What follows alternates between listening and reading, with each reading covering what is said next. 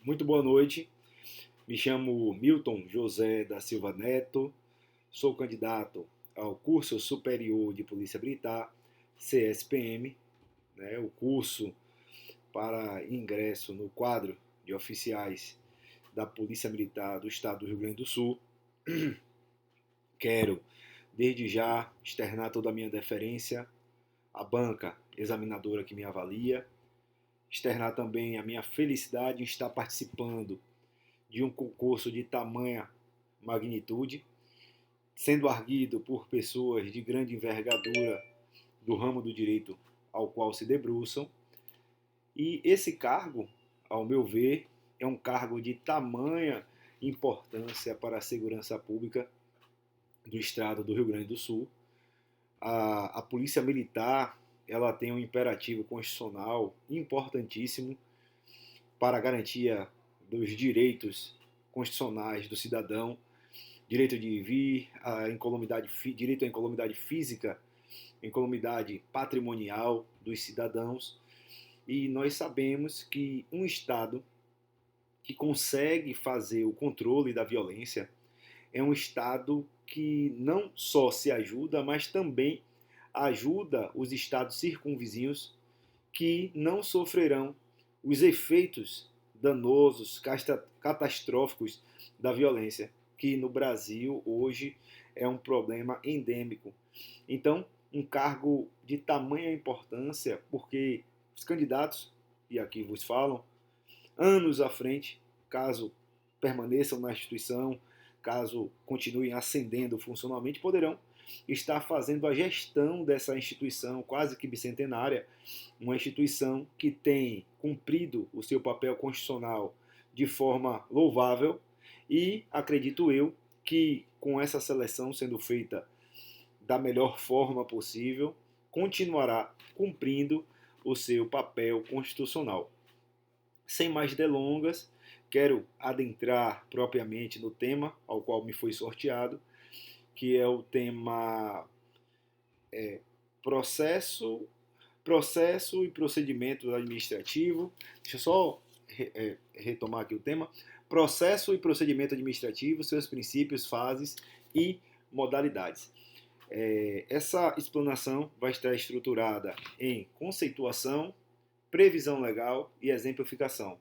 Essa foi a exigência do nosso edital de convocação. Então, vamos começar pela definição. Vamos diferenciar processo administrativo de procedimento administrativo.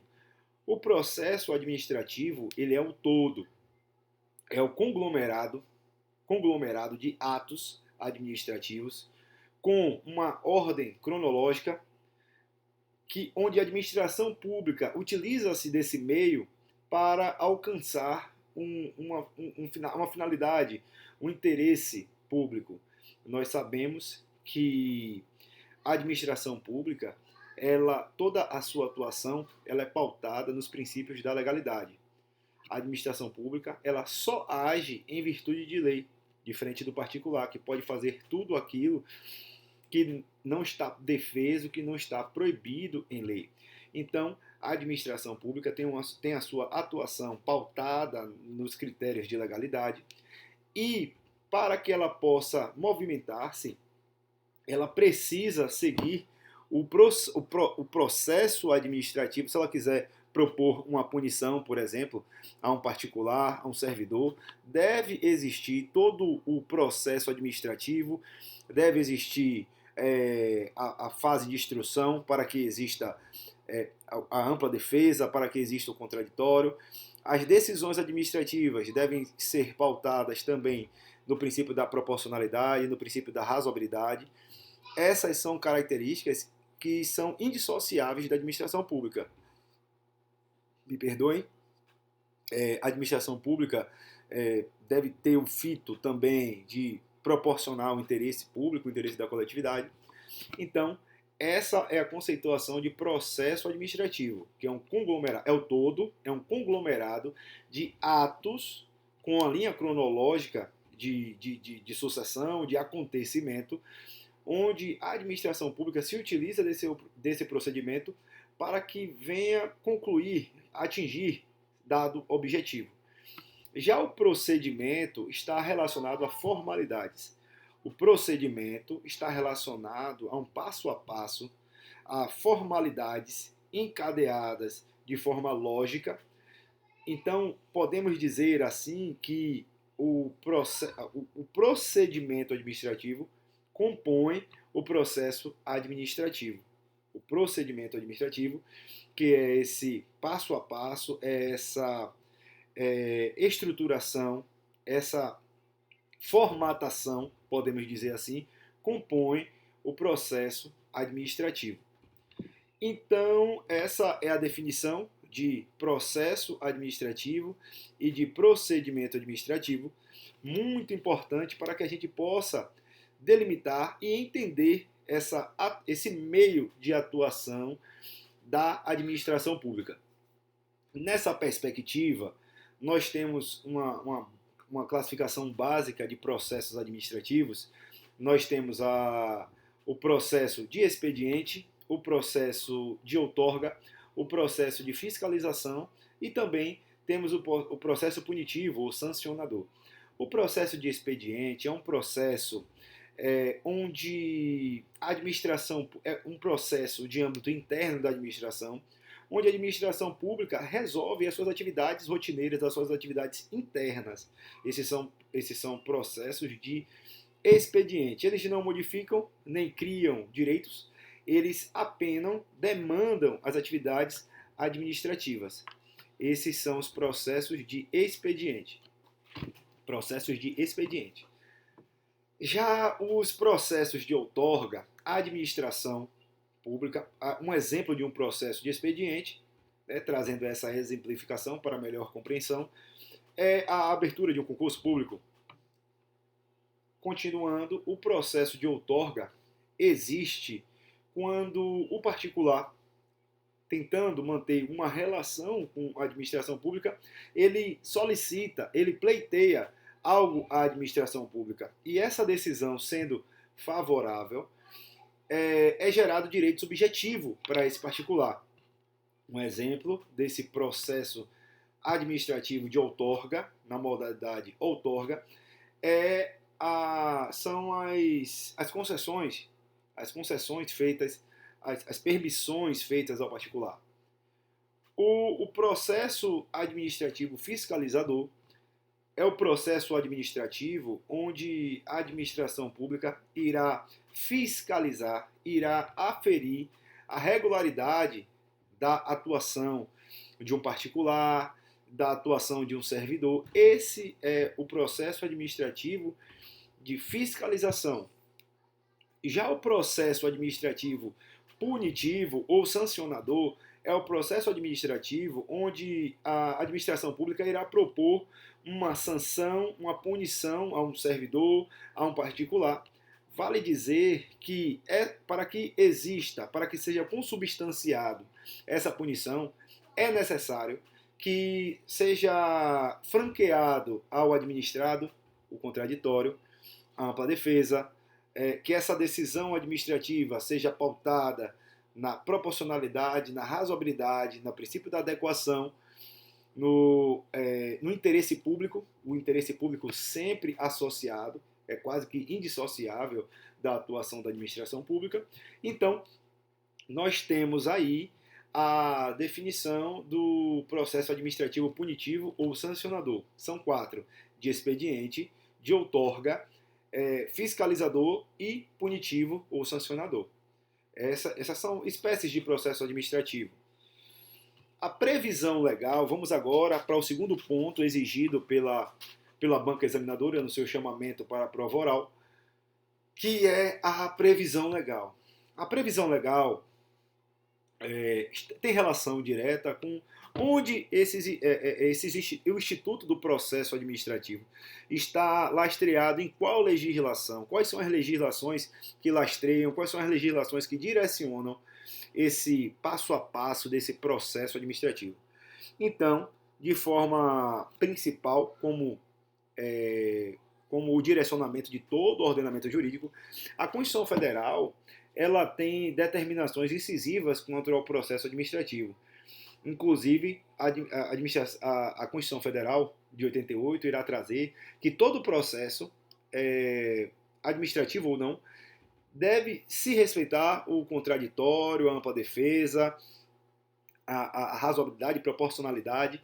Então, esses institutos têm previsão na Constituição Federal e não só na Constituição Federal. A exemplo, leis estaduais, a exemplo, a Lei Estadual de Processo Administrativo do Estado do Rio Grande do Sul, de 2021, essa legislação, ela traz vários direcionamentos atinentes ao processo administrativo no âmbito do Estado do Rio Grande do Sul. E também ela vai trazer princípios, os mesmos princípios, legalidade, proporcionalidade, juridicidade. Essa juridicidade é uma elasticidade, é uma expansão. Isso tem previsão expressa nessa lei de processo administrativo do Estado do Rio Grande do Sul. Essa juridicidade, que quase me esquecia, ela é uma ampliação do princípio da legalidade e vai nos dizer que a administração pública não está relacionada, não está apegada, não está condicionada apenas à legislação, mas também aos princípios, aos estatutos, né? No âmbito dos militares, nós temos, como previsão legal, o Código de Ética da Brigada Militar, o Estatuto, tudo isso são legislações, são institutos que têm previsão desse processo administrativo e tem também as finalidades desse processo administrativo, tem todo o passo a passo a ser seguido e os direcionamentos para quem venha fazer a utilização do processo administrativo. Existem alguns princípios desse processo administrativo que também devem ser pontuados. A oficiosidade é um desses princípios. O processo administrativo, ele é oficioso, ele pode começar de ofício, né? Ele pode começar de ofício ou provocado. Então, não necessariamente precisa de uma solicitação formal para que esse processo venha a iniciar. Não, ele pode começar de ofício, como já falei, legalidade, falei da proporcionalidade, falei da eficiência, da economia processual. Então, inclusive, algo muito importante a ser destacado é que no processo administrativo, no regulamento disciplinar da Brigada Militar, temos o processo administrativo disciplinar militar. Nele existem também alguns princípios bastante interessantes. A exemplo, o princípio da eficiência, oralidade, informalidade, economia procedimental. Então, todos esses princípios estão relacionados também a esse processo administrativo disciplinar militar, né, que é uma vertente específica. E vale dizer que esse procedimento administrativo disciplinar militar, ele é regido por uma legislação própria. Ele é regido por uma legislação peculiar. Outro ponto a ser considerado, me perdoem, outro ponto a ser considerado são as fases desse processo administrativo disciplinar. Então, nós temos basicamente aí divididos pela doutrina 4 fases, que é a instauração, a instrução, a fase decisória e a fase recursal. A fase de instauração é a fase onde nasce esse processo administrativo. Esse processo administrativo pode vir, como já falamos, dado o princípio da oficiosidade, ele pode acontecer de ofício e também pode ser instigado, né, por alguma outra autoridade, por alguma pessoa. Esse processo administrativo punitivo, fiscalizador, pode ser instigado por alguém. Então, como ia dizendo, esse processo administrativo, como ia dizendo, ele precisa respeitar todo esse passo a passo. Então, o início desse processo administrativo, retomando aqui essa ideia, é a instauração. É onde ele vai iniciar, onde vai ser delimitado o objeto, o conteúdo desse processo administrativo. Depois passaremos à fase de instrução, que é uma das fases mais importantes do processo administrativo, porque lá serão apresentadas as provas, serão ouvidas testemunhas, serão arroladas testemunhas, é lá onde será produzido o contraditório, é lá onde será franqueado espaço à ampla defesa, para que esse administrado, para que essa pessoa, né, que está participando desse processo administrativo possa vir defender-se com todos os meios disponíveis do ordenamento jurídico. Ele não pode ser tolhido no seu direito de defender-se. Isso é uma realidade no processo administrativo. Então, essa fase de instrução é uma das fases mais importantes, que é a fase de produção de prova, de arrolar testemunha, a fase de materializar realmente esse direito, né? Fazer essa materialização, esse consubstanciamento, vai ser consubstanciado mesmo esse procedimento, esse processo, melhor dizendo, esse processo administrativo. A terceira fase, podemos dizer assim, é a fase decisória. A autoridade, ela tem a obrigação de decidir. A autoridade, ao final desse processo, ela tem obrigação de decidir, e também é um imperativo legal que ela faça a fundamentação, ela deve fundamentar, dizer as causas, os pressupostos, o que ensejou essa decisão, deve constar também no teor, no conteúdo desse processo administrativo. Isso é muito importante, até porque na próxima fase, que é a fase recursal, caso esse administrado, caso se sinta prejudicado, caso ele se sinta, caso ele entenda que existia um dano, um prejuízo, ele pode recorrer, pode pedir uma reconsideração de ato, ele pode utilizar de todos os meios recursais disponíveis. Então, essa motivação é muito importante para que o envolvido nesse processo administrativo possa recorrer de forma idônea, de forma satisfatória, e dirimir qualquer possibilidade de injustiça. Então, a última fase é a fase recursal, que é a fase onde esta pessoa poderá refutar, poderá pedir uma reconsideração, poderá pedir que os autos deste processo administrativo sejam revisitados, e possa ser que sim, possa ser que não, possa existir uma reformulação dessa decisão.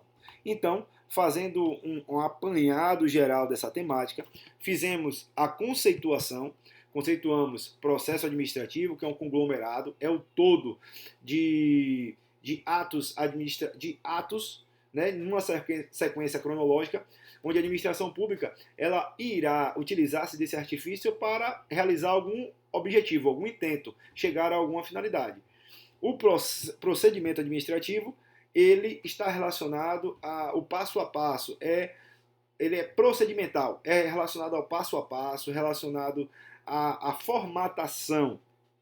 Além disso, trouxemos que existem os processos administrativos de expediente, de outorga, de fiscalização e os punitivos, sancionadores. Trouxemos também vários princípios relacionados a esse processo administrativo, ampla defesa, contraditório, juridicidade. Trouxemos também a busca do interesse público, trouxemos também como princípios a efetividade, a celeridade, economia procedimental. Todos esses são princípios, né, relacionados ao processo administrativo. E, por fim, trouxemos a fundamentação, a previsão legal, que o processo administrativo está previsto na Constituição Federal, Está previsto também nas leis estaduais, inclusive a Lei de Processo Administrativo Disciplinar do Estado do Rio Grande do Sul.